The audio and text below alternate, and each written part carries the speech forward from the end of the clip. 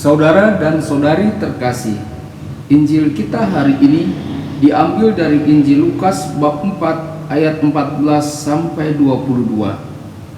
Dalam kuasa Roh kembalilah Yesus ke Galilea dan tersiarlah kabar tentang Dia di seluruh daerah itu. Sementara itu ia mengajar di rumah-rumah ibadat di situ dan semua orang memuji Dia.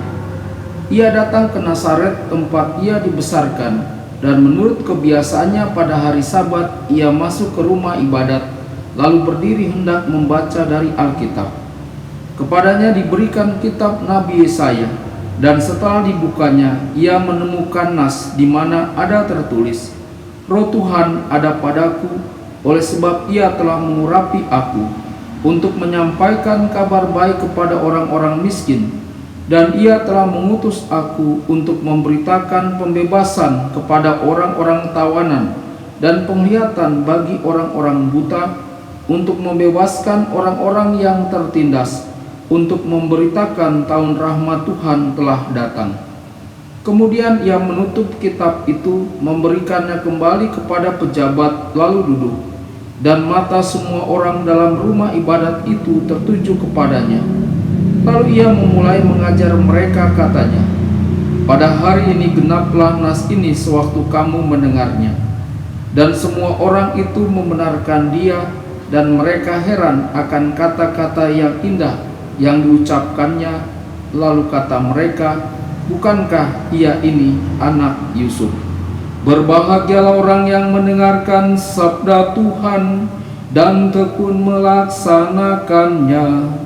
Sabdamu adalah jalan, kebenaran dan hidup kami.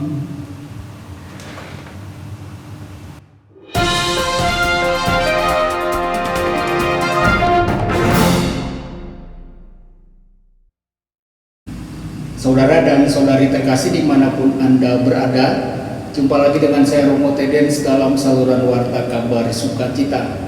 Semoga Anda semua tetap dalam keadaan sehat dan bahagia.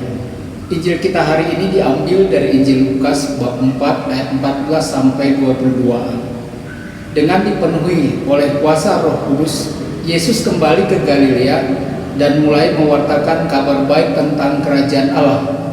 Yesus kembali ke masyarakat di mana sejak dia masih kecil telah ikut serta dalam perayaan di sinagoga selama 30 tahun.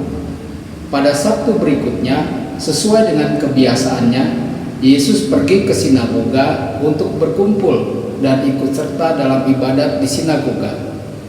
Yesus bangkit untuk membaca teks Alkitab. Ia memilih teks kitab Nabi Yesaya yang berbicara tentang orang miskin, para tahanan, orang buta, dan tertindas. Teks itu mencerminkan keadaan orang-orang Galilea pada zaman Yesus.